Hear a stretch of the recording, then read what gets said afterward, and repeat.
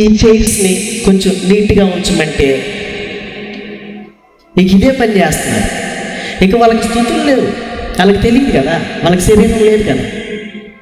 అందుకని ఏ పని చెప్తే ఆ పని మాత్రమే చేస్తున్నారు. ఇలా కాదు, నన్ను స్తుతించేవాళ్ళు, నన్ను ఘనపరిచి నన్ను ప్రేమించి నా బిడ్డలు కావాలి. అందుకనే మన పోలిక చెప్పున మన స్వరూపమందు నరులను చేయడము వాళ్ళు మనమే.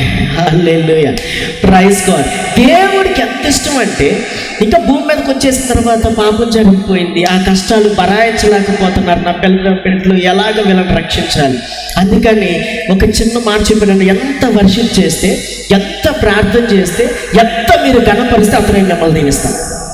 హల్లెలూయా. అందుకని మనం ఏం చేస్తాం? Praise the Lord Jesus, praise Lord, స్తోత్రం స్తోత్రం స్తోత్రం. Hallelujah. Jesus in the mighty name, please come down. దేవా నా కోసం నువ్వు రా అంటున్నావు. దేవా నా కోసం నువ్వు రా, నా పాపాలని కడిగే, నా యొక్క వేదనని తీసే, నా బాధల్ని తీసే. దేవా దేవానే భరించలేకపోతున్నా. I am facing lot of burdens on my shoulders. నా భుజాల మీద నేను భరించలేని వేదనతో ఉన్నా. Please come down. అందుకని ఆయన ఎంత ప్రేమించే పిల్లలు, ఎంత బాగా చూసుకునే పిల్లల్ని నేను భూమి మీద ఎలా విడిచిపెట్టేశాను. అందుకనే ఆకాశం నుండి ఆ ప్రేమని చూడడానికి కిందకు వచ్చాడు ఆయన. Hallelujah, hallelujah, hallelujah, hallelujah. I love him a lot. దేవుణ్ణి నేను చాలా ప్రేమిస్తా ఉంటాను. పరలోకమందున్న మీ తండ్రి తన్ను అడుగువారికి పరిశుద్ధాత్మను ఎంతో నిశ్చయముగా అనుగ్రహించినను. ఒకసారమ్మా. పరలోకమందున్న మీ తండ్రి బాగా గుర్తుపెట్టుకోండి. పరలోకమందున్న మీ తండ్రి తన్ను అడుగువారికి, వాళ్ళని అడిగిన వాటికంటే పరిశుద్ధాత్మను ఎంతో నిశ్చయముగా అనుగ్రహించను. How much more will you father in heaven give the Holy Spirit to those who ask him. ఆయన్ని ఎంతమంది పరిశుద్ధాత్మను అడుగుతారు అంతమందికి పరిశుద్ధాత్మను కుమ్మరిస్తాడంట. అంతమందికి ఆయన ప్రేమని అనుగ్రహిస్తాడంట. అంతమందికి కూడా ఆయన ఆశీర్వాదాన్ని అనుగ్రహిస్తాడంట. అంతమందిని కూడా ఆయన దీవిస్తాడంట. సో ఇక్కడ అందరూ బచ్చులుగా ఒక ఏదైనా ఒక నరేంద్ర మోడీ గారు, ఇక్కడ ప్రైమ్ మినిస్టర్ గారు, ఎవరైనా సరే ఒకవేళ కనుక ఒక 500 రూపాయలు అక్కడ పంచుతున్నారు జింకన గ్రౌండ్లో అంటే అందరూ బచ్చులు వెళ్ళిపోతారు 500 రూపాయల కోసం కదా. 500 రూపాయల కోసం వెళ్ళిపోయి జింకన గ్రౌండ్ దగ్గర లైన్లో నుంచున్న ఆ గ్రౌండ్ అంతా నిండిపోద్ది. గోళ్ళ మీద కూర్చొని ఉంటాం, ఆ చుట్టూ మొత్తం ఫిల్ అయిపోయేది 500 కోసం. ఒక్కసారి ప్రాక్టికల్గా ఆలోచిస్తే 500 పొద్దున్న సాయంత్రం వరకు కష్టపడకపోయినా మీ తెలివితేటలు చూపించినా ఏదో రూపాయలు వచ్చేస్తాయి. కానీ 500 రూపాయలు ధనం అంత ఇంపార్టెంట్ అయిపోయింది ఈరోజు మనిషికి. 500 రూపాయలు వస్తే చాలు, ఈరోజు గడిచిపోయినట్టు. పోనీ 500 రూపాయలు ఏమైనా ఉంచుతాడా అంటే వెళ్ళేటప్పుడు ట్యాక్స్ కట్టాలి, రైట్? సో 500 రూపాయలు ట్యాక్స్ కట్టేసాను. 500 రూపాయలు ట్యాక్స్ కట్టడం కోసం ఆ 500 రూపాయల కోసం 5 గంటల నుంచి ఉంటాం, 10 గంటల నుంచి ఉంటాం. అర్థమవుతుందా మీకు? కానీ ఇక్కడ మీరు అడిగిన వాటికంటే ఎక్కువగా నేను ఇస్తాను. What ever will you ask in prayer. ఎప్పుడు మీరు ప్రార్థన చేస్తారు, ఆ ప్రార్థన చేసేటప్పుడు మీకు కావాల్సిన అడగండి. మీరు ప్రార్థన చేయడం అంటే బాగా భయంకరంగా ఏడ్చి ప్రార్థన చేయాల్సిన అవసరం లేదు. బాగా రోధించి కష్టపడి ఏడ్చి ప్రార్థన చేయాల్సిన అవసరం లేదు. If you see the Acts chapter 16 16-14 ఒక్కసారి మీరు చదవద్దు, నేను చెప్తాను.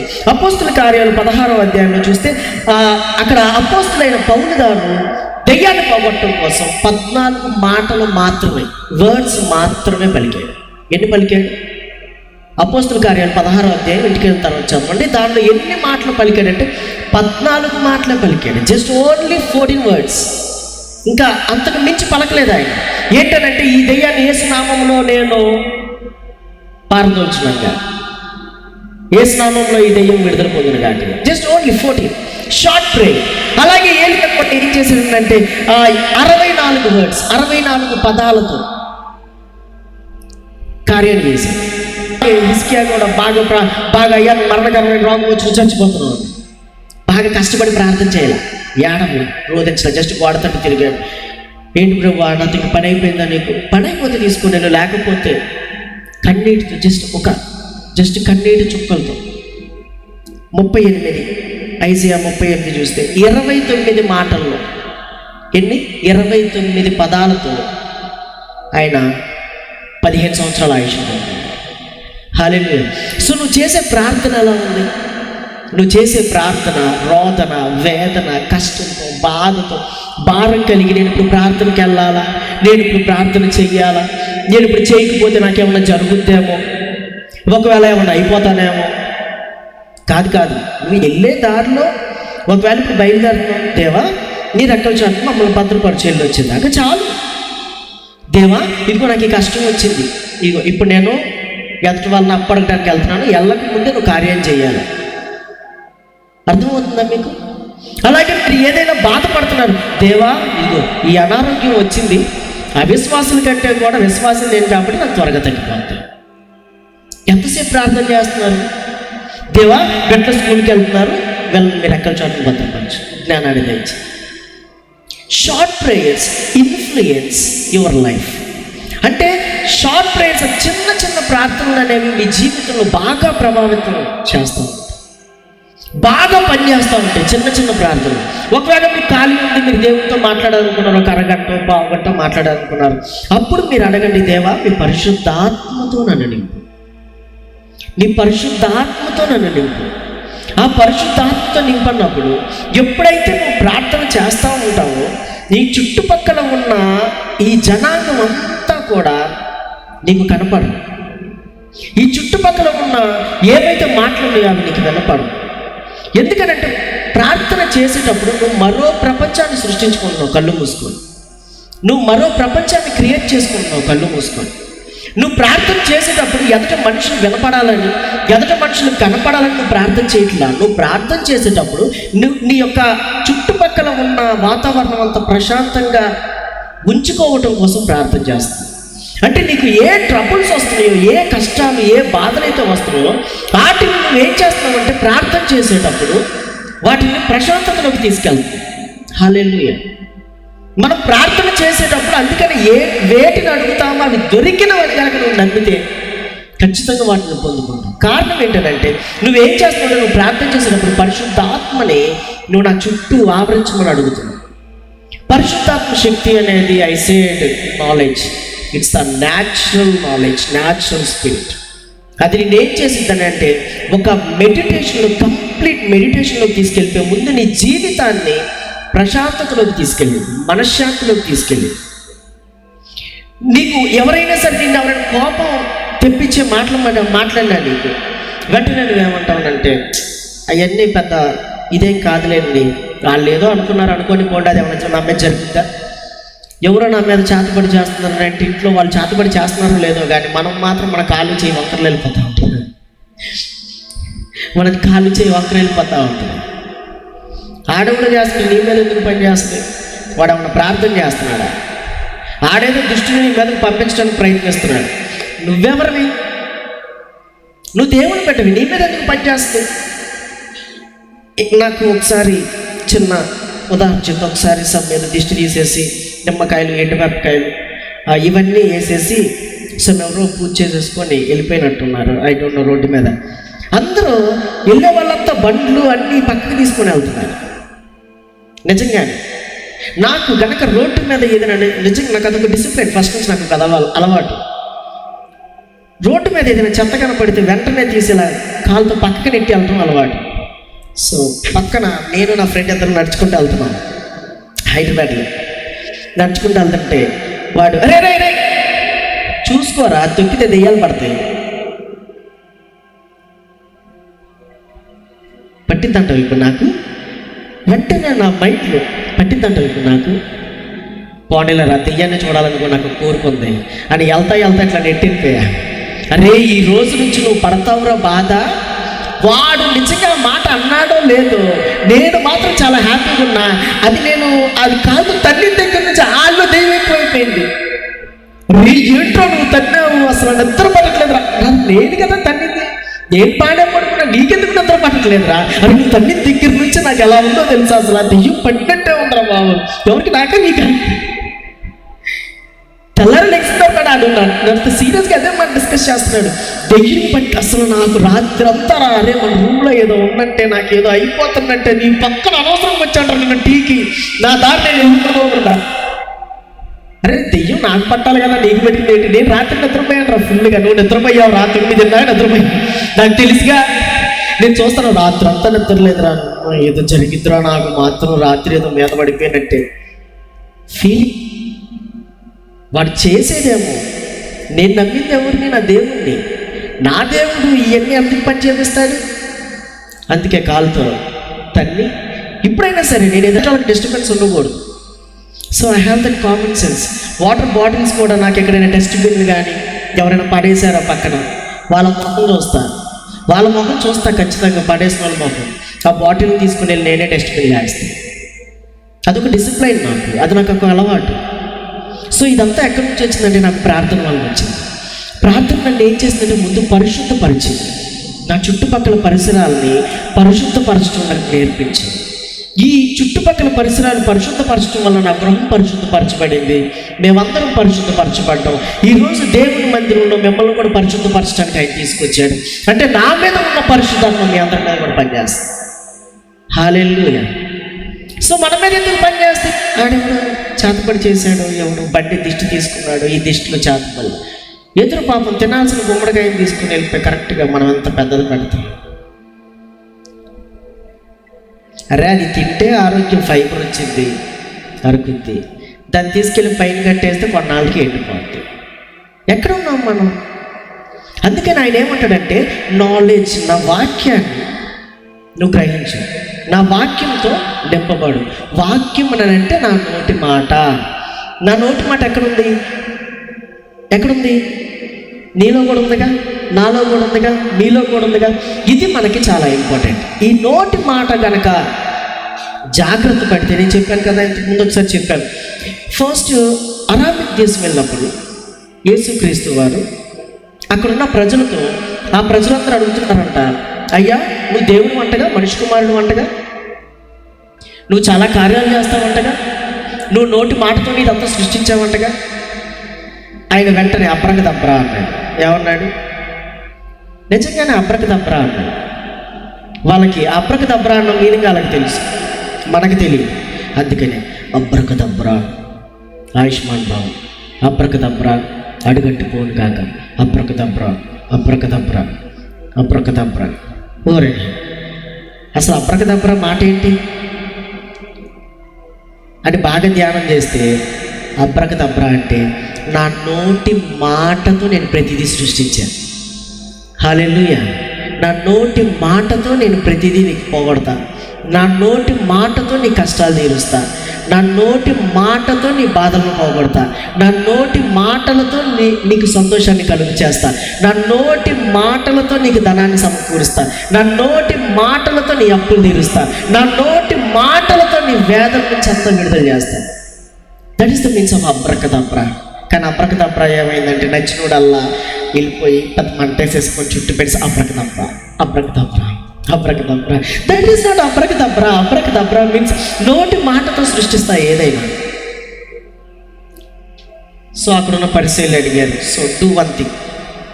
వెంటనే ఆయన అన్నమాట, he very comedy, these prostitutes are asking me do miracle. ఈ వ్యభిచారులు నన్ను అద్భుతాన్ని చేయమని అడుగుతున్నారు. అక్కడ వ్యభిచారులు అంటే పాపం చేసే, అబద్ధం ఆడి దేవుణ్ణి దూషించే ప్రతి ఒక్కరు వ్యభిచారి కింద వేసేది. వ్యభిచారి అన్నట్టు శారీరక క్రియ కాదు. ఏ కార్యం జరుగుతుందో, నువ్వు ఎలా బ్రతుకుతున్నావో, నీ ఆలోచనలు ఎంత తప్పుగా ఉన్నాయో ఆ తప్పులను బట్టి దేవుడు చెప్పాడు వ్యభిచారి అని. అక్కడ వాళ్ళు అడిగారు, దేవుణ్ణే వచ్చి, ఆయన్నే వచ్చి, అయ్యా ఒక మిరాకిల్ చేయమని అడిగారు, ఒక అద్భుత కార్యం చేయమని అడిగారు. ఆయన ఏమన్నా మ్యాజిక్లు చేసేవాడు కాదుగా. ఆయన ఏమన్నా మ్యాజిక్స్ చేసేసి ఇదిగో వెంటనే ఇక్కడ ఒక బిల్డింగ్ వచ్చేది కాక, ఇదిగో వెంటనే వీళ్ళకి డబ్బు వచ్చేది కాక, ఇదిగో వెంటనే వీళ్ళకి బంగారం వచ్చేది కాక అంటానికి నో. ఆయన మాటతో క్రియేట్ చేసేవాడు. వచ్చి నువ్వు అడిగినంత మాత్రం చేయడు ఆయన. నువ్వు ప్రార్థన ఏదైతే చేస్తున్నావు, ఏ ప్రార్థన షార్ట్ ప్రేయర్స్ చేస్తున్నావు, అక్కడ నువ్వేం చేస్తున్నావు అంటే నీ అట్మాస్ఫియర్ని మార్చుకుంటున్నావు. నీ జీవితంలో నీ అట్మాస్ఫియర్ ఎంతైతే మారుతుందో అంత గొప్ప కార్యాలు జరుగుతూ ఉంటాయి నీ జీవితం. హల్లెలూయా. పరిశుద్ధాత్మని మనం ఏం చేయాలంటే, మనం దేవారావయ్యా నీ దీవెనలీవయ్యా. నో నో నో, నేను ఆ సాంగ్ని నేను వేరేగా మాట్లాడట్లేదు. మనం అలాగే చూస్తాం, రావయ్యా యేసయ్యా. ఎక్కడికి రావాలి? ఆయన నా దగ్గరే ఉన్నాడు. నువ్వు ప్రార్థించే మోకరించి, ఆయన ఎక్కడికి వెళ్ళట్లేదు. ఆయన నీ సరౌండ్స్ నేను చుట్టుకొని ఉంటున్నాడు. నేను అయ్యే ఒకసారి ఇట్లా ఇప్పుడు నేను ఇలా పట్టుకుంటే కష్టం లే, కానీ నీ బైబిల్ అక్కడ పెట్టేసాను. ఓకే, ఇప్పుడు నేను ఇక్కడ మీకు బాగా గమనించండి. మన వీల్స్ ఏం పర్వాలేదు, పక్కకు జరుపు. ఇప్పుడు నేను ఇదిగో ఇలా ప్రార్థన నా వెనకాల నుంచి ఇలా కవర్ చేయండి. ఓకే, నేను ఇదిగోండి ఇప్పుడు ఇలా పెట్టుకొని, నేను దేవా మీకు వందనాలు స్తోత్రాలు తండ్రి, నేను నా పూర్ణ హృదయాన్ని, నా పూర్ణ ఆత్మతో మిమ్మల్ని ప్రార్థన చేస్తాను. నాకు ఇదిగో తండ్రి పలానా సమస్య, పలానా అనారోగ్యం, ఈ అనారోగ్యం నుంచి విడుదల చేయని ప్రార్థన చేస్తున్నాను. అప్పుడు ఆయన ఏం చేస్తున్నాడు, మెల్లిగా ఇలా కవర్ చేస్తాడు. నేను కనపడుతున్నానా? పర్లేదు, మీరు చెప్పండి, నేను కనపడుతున్నానా? ఇక నేను ఇలా ప్రార్థన చేస్తున్నాను, ఆయన ఏం చేస్తున్నాడు? మీకు అర్థమవుతుందా? అంత ఆయన మనల్ని ప్రేమిస్తున్నాడు. అందుకే ప్రార్థన చేసేటప్పుడు మన అట్మాస్ఫియర్ అంతా ఎలా ఉంటుందంటే చాలా సైలెంట్గా ఉంటుంది, చాలా మెడిటేషన్గా ఉంటుంది, చాలా ప్రశాంతంగా ఉంటుంది. అందుకని how many hours are you staying with peace అంటే వెంటనే మనం అనాలి, ఇంత చర్చ్. ఎంతసేపు మీరు ప్రశాంతంగా ఉంటారు అని అంటే 2 గంటల సేపు ఇంత చర్చ్. మందిరంలో మేము 2 గంటల సేపు ప్రశాంతంగా ఉంటాం, మనశ్శాంతిగా ఉంటాం. అర్థమవుతుందా? చూసారా? మళ్ళీ చేస్తున్నాడు, ఈసారి నన్ను ఎత్తుకుంటాడేమో నెక్స్ట్ టైం. ఓకే, దేవుడు అంతలా ఇష్టపడుతున్నాడు మనం. అంటే మనం ఏది చిన్న ప్రార్థన వెంటనే పూర్ణాత్మతో, పూర్ణ హృదయంతో, దేవా ఇదిగో ఇక్కడ ఈ బలిని మొత్తాన్ని నువ్వు దహించాలి. ఇక్కడ ఉదయం నుంచి ఇప్పుడు వరకు వార్ జరుగుతూనే ఉంది, ఈ బ్యాటిల్ వార్ జరుగుతూనే ఉంది కొండపైన, కరిమేలు కొండపైన. దేవా నేను ప్రార్థన చేస్తున్నా, వాళ్ళందరూ దిగిరాలా, వీళ్ళు రక్తాలు కార్చారు, మొత్తం గొడ్లని చించేసుకున్నారు, మొత్తం అసలు వీళ్ళు అటుడోలేరు ఇటుడోలేరు, కానీ ఊరు రాలా ఇక్కడ దహించడానికి. బట్ నేను ప్రార్థన చేస్తున్నా, జీవము గల దేవునికి ప్రార్థన చేస్తున్నాను, నువ్వు ఇక్కడ ఉన్న అగ్నిని దహించాలి in the mighty name of Jesus. అక్కడ ఆ బలిని అర్పించే దగ్గర మొత్తం మాంసం కట్లు అన్నీ పేరిస్తే ఏలియా దానికి రివర్స్లో ఏం చేశాడంటే వెంటనే దీనిలో నీళ్లు పోసేయమన్నాడు. ఏం పోయమన్నాడు? నీళ్లు పోసిన తర్వాత ఏదైనా వెలుగుతా మొత్తం ఆ పై వరకు కూడా నీళ్లు పోసేది. ఈడేంట్రా పిచ్చోడు చెప్పినట్టు చెప్తున్నాడు, ఈడేంట్రా తిక్కడోడు చెప్పినట్టు చెప్తున్నాడు. అరే బలి అలా కాలుద్దురా, అరే అసలు మంట వేస్తే వెలుగుతారా? నా దేవుడి గురించి నాకు తెలుసు, మీరు నీళ్లు పోయిండ్రా, నోరు మూసుకొని వెళ్ళి కాళ్ళ మీద కాలేసుకుని పక్కన కూర్చున్నాడు. సమయం అంతా అయిపోయింది. 2 నిమిషాల్లో వచ్చాడు, అయ్యా ప్రార్థన చేస్తున్నాను దేవా. హంబుల్ ప్రేయర్, మీ హృదయపూర్వకమైన ప్రార్థన, పరిపూర్ణమైన ప్రార్థన, మీ పూర్ణ హృదయంతో మీరు ప్రార్థన చేస్తే ఆకాశం నుండి దేవుడు మన్నాను కురిపించాడు, ఆకాశం నుండి దేవుడు అగ్నిని కురిపించాడు, ఆకాశం నుండి దేవుడు పూరేడు పట్లను ఇచ్చాడు. హల్లెలూయా, హల్లెలూయా. ఎప్పుడైతే మీరు ప్రార్థన చేస్తూ ఉంటారో ఆ రోజు దేవుడు మీ జీవితాలన్నీ మార్చేస్తాడు. ఎప్పుడైతే మీరు షార్ట్ ప్రేయర్స్ చేస్తారో ఆ రోజు మీ జీవితం అంతా కూడా ఉన్నతమైన స్థానంలో ఉంటుంది. ఎప్పుడైతే మీరు షార్ట్ ప్రేయర్స్ చేస్తారో ఆ రోజు నుంచి మీ అట్మాస్ఫియర్ అంతా మార్చుకుంటుంది. హల్లెలూయా. ఎప్పుడైతే short prayers influence your life. చిన్న చిన్న ప్రార్థనలు మన జీవితం మీద ప్రభావం ఎక్కువ చూపిస్తూ ఉంటుంది. రోజు తరబడి ప్రార్థన చేస్తూ ఉంటాం, సమయాన్ని వృధా చేసుకుంటాం, ఏ పని చేయకోకుండా. నేను ప్రార్థనకి వెళ్తాను. మరి పని ఊరు చేస్తాడు, ఇంట్లో అంట్లో ఉడుతాడు, ఇంట్లో బట్టలు ఉతకాలా, ఇంట్లో భర్తకి పిల్లలకి క్యారేజ్ ఎవరు కట్టాలా. నేను ప్రార్థనకి వెళ్ళిపోతున్నాను అంతే. దేవుడు నన్ను వేరుపరిచాడు అంతే. అసలు ఏమైనా అనుకోండి, నన్ను వదిలేసిన బాధలేదు, నాకు మాత్రం దేవుడు కలరు. నా గురించి అసలు ఏడవ మాకంటే మీరు, నేను వెళ్ళిపోతున్నాను అంతే.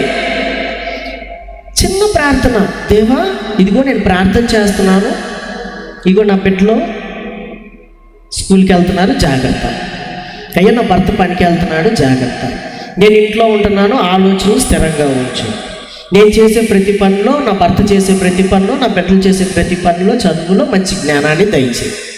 Short prayer.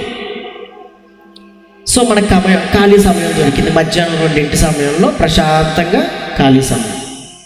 ఆ సమయంలో కూర్చో మోకాళ్ళి ప్రశాంతంగా, దేవా ఇప్పుడు నేను ఖాళీగా ఉన్నా, నాతో మాట్లాడు, ఇగో నేను నీ వాక్యాన్ని చదువుతున్నాను, నాకేం చెప్పాలనుకున్నావో చెప్పు, నీ వాగ్దానాలు ఏంటో నాకు తెలియపరచు, నీ యొక్క మాట ఏంటో నాకు రూఢీగా తండ్రి స్థిరపరచు నా జీవితం అని అడిగితే అప్పుడు ఆయన వెంటనే చెప్తాడు, ఇదిగో నా వాగ్దానం నిశ్చయముగా నీకు స్వస్థత కలగబోచున్నది కాక, నిశ్చయముగా ఆమె చెప్పండి, నిశ్చయముగా మిమ్మల్ని ఆశీర్వదించబోచున్నాను కాక, నిశ్చయముగా నీకున్న ప్రతి సమస్య నుండి విడుదల చేయబోచున్నాను కాక, నిశ్చయముగా నీ కట్టడలు ఏవైతే నువ్వు కట్టుకోవాలనుకున్నా అవన్నీ కూడా స్థిరపరచబోచున్నాను కాక. చిన్న చిన్న ప్రార్థన నీ జీవితం మీద ఎక్కువ ప్రభావితం చూపిస్తూ ఉంటుంది. ఎప్పుడైతే నువ్వు ప్రార్థన చేస్తూ ఉంటావో అప్పుడు నీ చుట్టూ ఉన్న అట్మాస్ఫియర్ అంతా పరిశుద్ధాత్మతో మార్చేసుకుంటా ఉన్నావు. కాబట్టి ఒకసారి యాక్ట్స్ చాప్టర్ 7:51 చూడండి. అపోస్తుల కార్యాలు 7:51. అపోస్తుల కార్యాలు యాక్ట్స్ చాప్టర్ 7:51. 7:51. ముష్కరులారా, గట్టిగా చదవమ్మా. ముష్కరులారా, హృదయములను చెవులను దేవుని వాక్యమునకు లోపరచ నల్లని వారలారా, మీ పితరుల వలె మీరును ఎల్లప్పుడూ పరిశుద్ధాత్మని ఎదిరించుచున్నారు. ఈ ఒక్క మాట చాలు మనం సిగ్గుమాలిన వాళ్ళం అని అనుకోవటానికి. మన అమ్మా నాన్నల వరకు కూడా పరిశుద్ధాత్మని ఎదిరించారు. దేవుడు లేడు, దేవుడు లేడు. మన అమ్మా నాన్న వరకు వాక్యం లేదు, జీవితం. మన అమ్మా నాన్న వరకు మందిరం లేదు, ఏమీ లేదు. మన అమ్మా నాన్న వరకు ప్రార్థన లేదు, ఏమీ లేదు. మేము ప్రార్థన చేస్తున్నాం, మేము మందిరానికి వెళ్ళాం, ఎంతో ప్రార్థన చేసాం, ఎన్నో అద్భుత కార్యాలను పొందుకున్నాం అని అన్నవాళ్ళు పరిశుద్ధాత్మని వాళ్ళు దూషించారు. అంటే వాళ్ళన్నీ మొక్కుబడి కింద చేశారు, ఆచారబద్ధంగా చేశారు. అందుకని ఆయన ఏమంటాడంటే, నా వాక్యం మీదే ధ్యానం ఉంచు, నా వాక్యం ఏం చెప్తుందో అదే చేయి. ఈరోజు నేను చిన్న చిన్న ప్రార్థనలు చేయండి, అది మీ జీవితం మీద ఎక్కువ ప్రభావితం చూపిస్తాను. సో మీరేం చేయాలి, ఈసారి నుంచి భర్తని కష్టపెట్టకూడదు, పిల్లల్ని కష్టపెట్టకూడదు, మీ పనులు మీరు చేసుకుంటా, మీరు కూడా బాధపడకూడదు. అయ్యో ఇప్పుడు పాస్టర్ గారు ఉపవాస ప్రార్థనలు 40 రోజులు పెట్టారు, 40 రోజులు నేను వెళ్ళాల్సి ఉంటే మా ఆయన నా బుద్ధులు పెడుతున్నాడు, మా పిల్లలు అసలు నన్ను ఎగిరెగిరి కాళ్ళు పెట్టేటట్టున్నారు. వెళ్ళాలా? ఎలా వెళ్ళాలి? వాళ్ళ పనులన్నీ చేసేసి, వాళ్ళ పనులన్నీ చక్కబెట్టేసి ప్రశాంతంగా ఉన్నా అని మనం 40 రోజులు ఉపవాస ప్రార్థనకు రావాలి. మనం ఏం చేస్తాం, 2 నుంచి 4 దాకా నిద్రపోతాం. 4కి లెగిసి లోపల పిల్లలు వచ్చేస్తారు. వాళ్ళ హడావుడిలో మొత్తం కలిపి 6 అయిపోద్ది. అట్లు తోమరు, బట్టలు ఉతుకురు, ఇంట్లో అన్నం కూర వంటరు. నేను 6కి మా పాస్టర్ గారు 40 రోజులు ఉపవాస ప్రార్థన పెట్టారని చెప్పి గబగబా సంకలో బైబిల్ పెట్టుకొని గబగబా పరిగెట్టుకుంటూ వచ్చేస్తాం. ఇంట్లో భర్త వచ్చిన తర్వాత కనపడంగాల అమ్మేది నాన్న, ప్రార్థనకి వెళ్ళింది నాన్న, అన్నం వండిందా నాన్న, ఇప్పుడు వస్తున్నానుగా వండుతాలే. ఇప్పుడు ఉండేది ఏంటో నాకు అర్థం కాదు. నాకు వెళ్ళేటప్పుడే వండేసి వెళ్ళిపోయి సావచ్చుగా. చర్చిలో ఉన్నాను, వాక్యం వింటున్నా, మళ్ళీ చేస్తా. చర్చిలో ఉన్నాను, వాక్యం వింటున్నాను, ఇప్పుడు తిట్టమాక, వినపడట్లేదు, హలో హలో వినపడట్లే. మీకు అర్థమవుతుందా? ఫోన్ పెట్టేస్తారు. ఇంటికి వెళ్ళిన తర్వాత ఇక్కడ ఉన్న ప్రశాంతత ఏమో కానీ ఇంక అయిపోయింది, ఇక ఆల్రెడీ వచ్చేసాడు, ఎంటర్ అయిపోయాడు. ఇంకెక్కడి నుంచి భయం తప్ప ఏముండదు. ఇది చిన్న ప్రార్థన కాదు, బడా ప్రార్థన. ఇంటికి వెళ్ళిన తర్వాత ఇక అది రాత్రి అంతా చేయాల్సిందే, రెండు చేతులు ఆగాల్సిందే. మీకు అర్థమవుతుంది ఎందుకు ఆ బాధ? సో మీకు ఏదైనా దేవుని కోసం మీరు ఏదైనా సమర్పించుకోవాలి అని అనుకుంటే అది చిన్న ప్రార్థనతో మొదలు పెట్టండి. చిన్న ప్రార్థన మీరు చేసేటప్పుడు నిత్యం ప్రార్థన చేయటం, నిత్యం దేవుళ్ళలో మెడిటేషన్లో ఉన్నటువంటి నీకు ఏదైనా వాక్యం ఒకటి గుర్తు చేసుకొని, దేవా నాకు వాక్యాన్ని గుర్తు చేసావు కదా, నిశ్చయముగా నేను నిన్ను ఆశీర్వదించేదనని నేను నమ్ముచున్నాను, నిశ్చయంగా ఆశీర్వదిస్తాను, నువ్వు నాతో కూడా ఉన్నావు, నువ్వు నాతో కూడా నడుస్తున్నావు. ఇదిగో నేను ఇప్పుడు ఊడ్చేటప్పుడు కానీ, నేను తినేటప్పుడు కానీ, నేను చేసేటప్పుడు కానీ, నా బిడ్డలు చదివేటప్పుడు కానీ, ప్రతి దానిలో ఇది నిత్యం మెడిటేషన్. ఇది కంటిన్యూస్గా మెడిటేషన్లో ఉన్నట్టు. నువ్వు నీ మిషన్ కుట్టుకుంటున్నావా, లేదా నువ్వు ఏదైనా తయారు చేస్తున్నావా, నువ్వు ఏదైనా వ్యాపారంలో ఉన్నావు, నువ్వు ఏదైనా ఉద్యోగంలో ఉన్నావు, దేవా ఇదిగో ఈ పని అంతట్లో తోడైంది, నువ్వు లేకపోతే నేనే లేని దేవా, నువ్వే నన్ను నడిపిస్తున్నావు, ఇలా మాట్లాడుతూ ఉండండి. ఇది మెడిటేషన్. అంతేగాని మీ పని లేక కొట్టుకుని రమ్మని చెప్పట్లా, నేను ఇంట్లో పచ్చిపుట్లు తిట్టించుకోమని చెప్పట్లేదు. ఇంటికి వెళ్ళేటప్పటికి ఏముండదు, సినిమా తప్ప 70mm చూపిస్తాడు. పిల్లలకి అన్నం లేదు, నాకు అన్నం లేదు. పొద్దున్న నుంచి నేను పనిచేసి వచ్చా, పిల్లలు స్కూల్కి వెళ్ళి వచ్చారు, నువ్వేమో గబగబా 6ంటికి బైబిల్ పట్టుకుని బయలుదేరిపాడు. దేవుడు ఇదే చెప్పాడా? ఎవడమ్మా ఏ దేవుడు చెప్పాడమ్మా నీకు చేయమని? చెప్పు తీసుకు కొట్టేవాళ్ళాట. అర్థమవుతుందా మీకు అని అంటారు. మనమేమంటాం, అమ్మో నేను అసలు దేవుడే భయం, నాకు నేను దేవుడికి దగ్గరికి వెళ్ళాల్సిందే, అసలు నువ్వు నాకు లేకపోయినా బాధ లేదు, దేవుడు నీ బాధ్యత నెరవేర్చట్లేదు ఇక్కడ, నేను పరలోకానికి ఎందుకు తీసుకెళ్తాను? బాధ్యత చాలా ఇంపార్టెంట్. భార్య, భర్త, పిల్లలు, ఒక కుటుంబం. పిల్లలు తల్లిదండ్రుల మాట వినాలి, భర్త భార్య మాట వినాలి, భార్య భర్తని ప్రేమించాలి. సో ఇది కుటుంబం. అయ్యా నాకు సాయంత్రం ఈ 40 రోజులు పాస్టర్ గారు ఉపవాస ప్రార్థనలు పెట్టారు, కొంచెం నన్ను డిస్టర్బ్ చేయమాక. ఈ 40 రోజులు మీకు కావాల్సినవి నేను ముందే ప్రిపేర్ చేసేసి నేను వెళ్తా, ఫోన్ చేయమాక. 9ంటికో 10ంటికో ప్రార్థన అయిపోద్ది, నేను ఇంటికి వచ్చేసి ఎంత అందంగా ఉంది. అయ్యా కుదిరితే పిల్లలను కూడా తీసుకొని వెళ్తా. పాస్టర్ గారు 40 రోజులు ఉపవాస ప్రార్థన పెట్టారు, వాళ్ళు కూడా కొంచెం జ్ఞానాన్ని సంపాదించుకుంటారు, వాక్యాన్ని. ఇది ఎంత అందంగా ఉంది. చిన్న ప్రార్థన చేసావు, దేవా నా భర్తను మార్చు, కొంచెం చెప్పయ్యా నువ్వే అని నిదానంగా చెప్తే వింటారు. నిజం అమ్మ వెళ్ళరమ్మా, పర్వాలేదు వెళ్ళరండి, దాందే ఉంది. అయ్యా ఈరోజు ఇప్పుడు ఏం చేస్తాను, తొందరగా వచ్చారనుకో, ఏం చేస్తాను, అన్నం వండుతున్నానయ్యా, ప్రార్థనకి వెళ్ళాలన్నావుగా, వద్దులే వెళ్ళు, నేను ఏదో రకంగా తినేస్తాను. ఇది ఎలా ఉంది? ఇప్పుడు చూసిన ప్రార్థన మొహమ్మద్ గుద్దితే అన్నాడు అనుకో, అసలు నీకేం తెలుసు ప్రార్థన అంటే, నీకేం తెలుసు ఆశీర్వాదాలు అంటే, దేవుడు వాక్యం ఎలా ఉంటుందో నీకు తెలుసు. అసలు ఏదైనా చర్చకొస్తే నేను వస్తే ఏ దేవుడు చెప్పాడే నీకు? మనలో మన మాట అర్థమవుతుందా మీకు? ఏ దేవుడు చెప్పాడు మీకు నన్ను వదిలేసి వెళ్ళమని? భర్తను ఎందుకు ఇస్తాడు అప్పుడు దేవుడు? పిల్లల్ని ఎందుకు ఇస్తాడు దేవుడు? కుటుంబాన్ని ఎందుకు అప్పచెప్తాడు? మీకు అర్థమవుతుందా? తల్లిదండ్రులు కూడా పిల్లల్ని అలాగే ప్రేమించారు. అర్థమవుతుందా? తల్లిదండ్రులు పిల్లల్ని ప్రేమించాలి, పిల్లలు తల్లిదండ్రులు ప్రేమించాలి, అప్పుడు ఆ కుటుంబం అంటారు. అదేమీ లేదు. ఈరోజు ఉపవాస ప్రార్థన అనగానే సంఖ్యలో బైబిల్ పెట్టుకొని ఇంటికి వెళ్ళిన తర్వాత రోదన వేదన తప్పేమీ లేదు. ప్రార్థనకి వెళ్ళి వస్తే ప్రశాంతంగా ఉండాలి, కానీ రోదన వేదన పట్టడం ఏంటి? ఏడ్చినట్టు. ఈరోజు వాక్యం అంత బాగా చెప్పారయ్యా, మీరు కూడా రండి, రేపు పొద్దున, రేపు మధ్యాహ్నం మీరు రండి, రేపు సాయంత్రం మీరు రండి, ఎంత బాగుంటుంది. ఆయన కూడా వస్తాడు, నా పిల్లలు మారారు, నా భార్య మారింది, కాబట్టి వాళ్ళు అలా పరిగెడుతున్నారు, నేను కూడా ఒక్కరోజైనా వెళ్ళి కూర్చోవాలనిపించింది. ఇదంతా లేదు, ఆ చిన్న ప్రార్థన లేదు. ఇక ప్రార్థన అంటే 2-3 గంటలు వచ్చేసి మనం కూర్చొని మనం తన్నులు తింటాం, తిట్లు తింటాం తప్ప.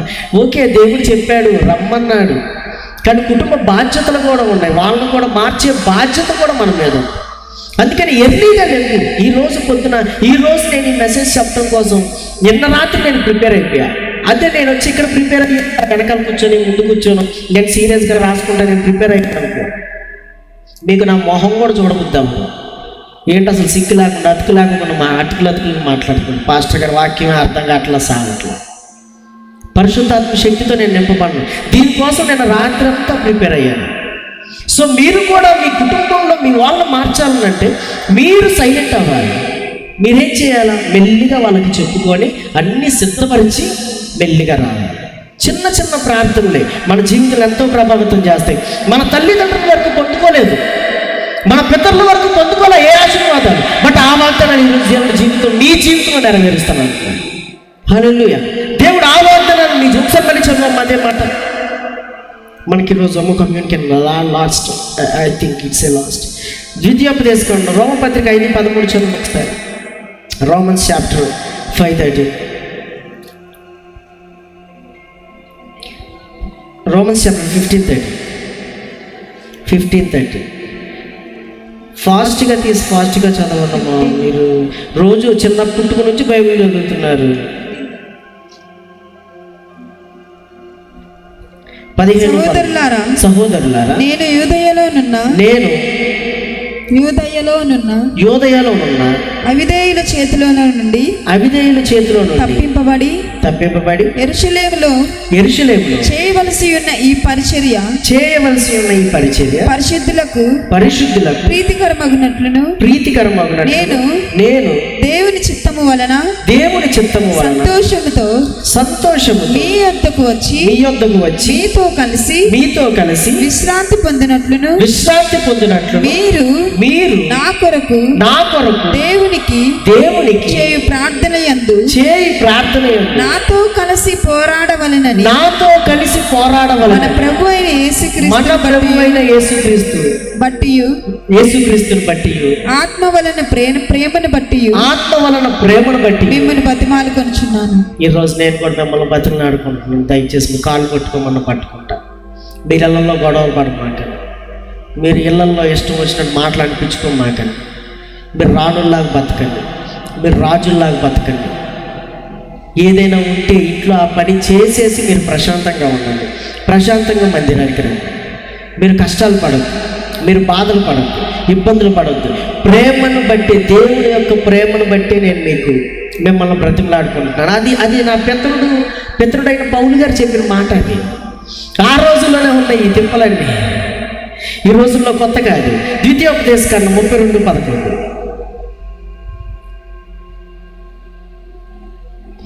ఫాస్ట్గా ద్వితీయోపదేశకాండం 32:11. Deuteronomy chapter 32:11. యెహోవా 32:11. పక్షిరాజు లైక్ ఎన్ ఈగల్. చదువు. పక్షిరాజు లైక్ ఎన్ ఈగల్ తన గూడు రేపి that streets of its nest తన పిల్లల పైన and hovers over its head అల్లాడుచు రెక్కలు చాపుకొని spreads its wings to catch them and carries them aloft. The Lord alone led him, no foreign god was with him. పిల్లలని పక్షిరాజు తన గూడి చెదరగొట్టేసి, ఇటు చూడండి నా వైపు, పిల్లలని పక్షిరాజు ఆ పిల్లలున్న గూడిని చెడగొట్టేసి ఆ పిల్లల్ని భుజం మీద వేసుకొని ఆకాశం ఎత్తైన ప్రదేశానికి వెళ్ళి, పిల్లల్ని తీసుకొని ఎత్తైన ప్రదేశం నుంచి అది రెక్కలు చాపి, రెక్కలు కొడితే ఎక్కడ పిల్లలు పడిపోతారని ఆ రెక్కలను అలాగే ఉంచి సైన్యం తీసుకొచ్చిందండి కిందకి. ఆయన ఏమంటాడంటే, చదవమ్మ ఇంకా. పక్షిరాజు తన గూడుని రేపి తన పిల్లల పైన అల్లాడు చూడండి. రెక్కలు చాపుకొని వాటిని పట్టుకొని తన రెక్కల మీద వాటిని మోయినట్లు యెహోవా వానిని నడిపించును. హల్లెలూయా. ఇక్కడ యెహోవా ఆయన రెక్కల చాపి ఈ రోజు నుంచి నేను మోస్తున్నాను. ఈ రోజు నుంచి ఆయన నీకున్న ప్రతి ట్రబుల్స్ని ఆయన భుజాలపైన అలా రెక్కల చాపి మోస్తున్నాడు. ఆయన నిన్ను ఎక్కడికి తీసుకెళ్ళాలన్నా ఆయన రెక్కల మీదే తీసుకెళ్తున్నాడు. ఈ రోజు నుంచి ఆయన నువ్వు చేయాలనుకున్న ప్రతి పనిలో కూడా నిన్ను ఆయన రెక్కల చాపి ఆయన రెక్కల మీదే నేను తీసుకెళ్ళాలనుకున్నాను. హల్లెలూయా. దేవుడు నీ యందు అంత నమ్మకంతో, అంత ఇష్టంతో, ఆయన ఎంతో ప్రేమను చూపిస్తూ ఉన్నాడు. ఐజియా 40:31 యెహోవా కొరకు ఎదురు చూచి వారు నూతన బలము పొందుదురు, వారు పక్షిరాజు వలె రెక్కలు చాపి పైకెగుదురు. గద్ద రెక్కల మీద ఈరోజు నేను మిమ్మల్ని మోస్తున్నాను. హల్లెలూయా. ఈ ఫస్ట్ వారంలో దేవుడు మీకోసం గొప్ప వాగ్దానం. గద్ద రెక్కల మీద ఈ నెలంతా కాదు, ఈ సంవత్సరం అంతా కాదు, మీరు బ్రతికిన దినములన్నీ కూడా గద్ద రెక్కల మీద ఆయన మిమ్మల్ని మోస్తున్నారు. హల్లెలూయా.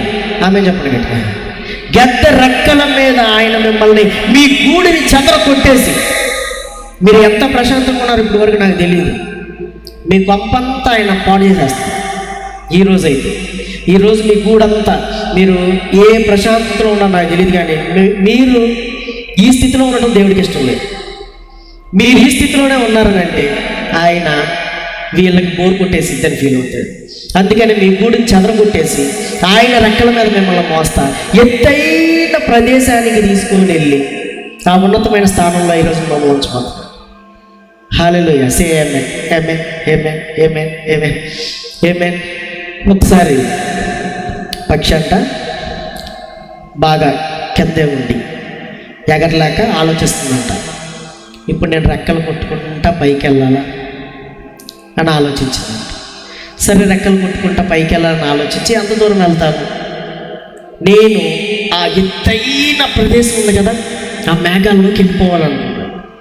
ఈ మెల్లిగా రెక్కలు కొట్టుకుంటా కష్టపడి రెక్కలు కొట్టుకుంటా ఆ మేఘాల్లోకి వెళ్ళిపోయిన తర్వాత చుట్టుపక్కల గాలి వల్ల ఆ అట్మాస్ఫియర్ అంతా కూడా మారిపోయి, ఆ చుట్టుపక్కల గాలి వల్ల దాని రెక్కలు కొట్టాల్సిన పని లేదు, అలా సమానంగా తిరుగుతుందంట. ఎంతసేపు అయినా కిందకి వెళ్ళట్లేదంట. ఎంత బాగుందో అనుకుంటుందంట. కారణం ఏంటంటే కింద నుంచి కష్టపడి పైకి రెక్కలు కొట్టుకుంటూ వచ్చింది. పైకి వెళ్ళిన తర్వాత ఆ గాలి ఈ గెద్దను మోస్తుంది. హల్లెలూయా. ఆ గాలి ఈ గెద్దను మోస్తుంది. అంటే మనం ఎప్పుడైతే ఈ భూమి మీద కష్టపడి రెక్కలు కొట్టి దేవుడి దగ్గరికి, దేవుడి పరిశుద్ధాత్మలోకి ఎప్పుడైతే మనం వెళ్ళిపోతూ ఉంటామో, పరిశుద్ధాత్మ తర్వాత నుంచి మిమ్మల్ని మోస్తూ ఉంటుంది. పరిశుద్ధాత్మ మిమ్మల్ని కలిపేసుకుంటుంది. గాలి ఎటు తిరుగుతుందో ఆ గెద్దను తిరుగుతూ ఉంటుంది ప్రశాంతంగా ఎంతసేపు అయినా.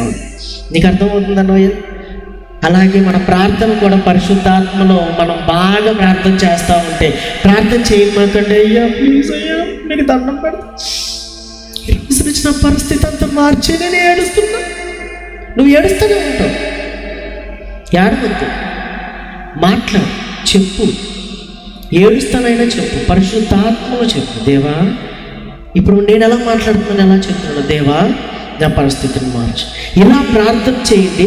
అరగంట గంట అయినా మీరు ప్రార్థన ఉంచలేక, మీరు కనుక ఏదో చేయాలని దేవ మీరు తోడయ్యండి, దేవా మీ కష్టాలండి, నష్టాలండి, బాధ నుంచి, ఇబ్బంది నుంచి అని ప్రార్థన చేస్తే 10 నిమిషాలు కూడా ప్రార్థన రాదు. మాట్లాడండి దేవుడితో, ఉచ్చరింప సఖ్యం కానీ మూలుగులతో మాట్లాడండి. మీ జీవితాలు 4 రోజుల్లో దేవుడు సెట్ చేసేస్తాడు. హల్లెలూయా. ఎంత మీరు ప్రార్థన చేస్తూ ఉంటారో అంత పరిశుద్ధాత్మలో మీరు కలిసిపోతూ ఉంటారు. అంత గాలిలో కలిసిపోయిన గెద్ద మెల్లగా అటు ఇటు తిరుగుకుంటా కష్టపడకోకుండా తిరిగి తర్వాత కూడా కష్టపడాల్సిన పని లేదు. ఆ గాలిలో 2 రెక్కలలా చాపి స్వై అని స్విఫ్ట్లాగా వచ్చేస్తుంది కిందకి. హల్లెలూయా. పరిశుద్ధాత్మలో గనక మీరంతా అల్లాడితే పరిశుద్ధాత్మ మిమ్మల్ని మోసింది. అప్పుడు మీరు రెక్కలు కొట్టాల్సిన పని కూడా లేదు. అంటే మీరు ఏ ప్రాబ్లమ్స్ ఫేస్ చేయాలి, మీరు అనుకున్న పని అనుకున్నట్టు జరిగిపోతూ ఉంటారు. ఏంట్రా పట్టుకుంటే బంగారం అయిపోతుంది, దాన్ని ఏం చేయరు. అమ్మ మా షాప్ నువ్వు ఓపెన్ చేయవా?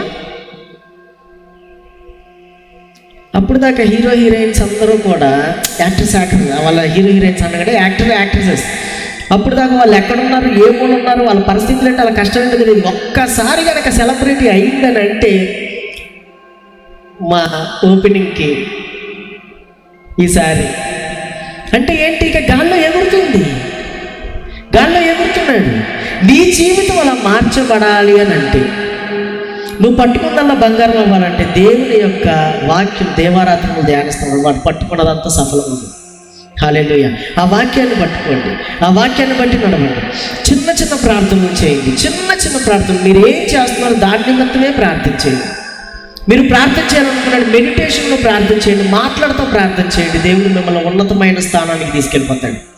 హల్లెలూయా. రెక్కలు కొట్టడం అంటే ఫాస్ట్ కొట్టుకుంటే వెళ్ళదు, చాలా స్లోగా, చక్కగా మెల్లగా రెక్కలు కొట్టుకుంటే గాలిలో కలిసిపోయి తిరుగుతూ ఉంటుంది. అలాగే దేవుడు మిమ్మల్ని కూడా ఆయన గద్ద రెక్కల మీద ఈరోజు మోయాలని చేస్తాడు. హల్లెలూయా. దేవుడు దీవించి ఆశీర్వదించిన గాక.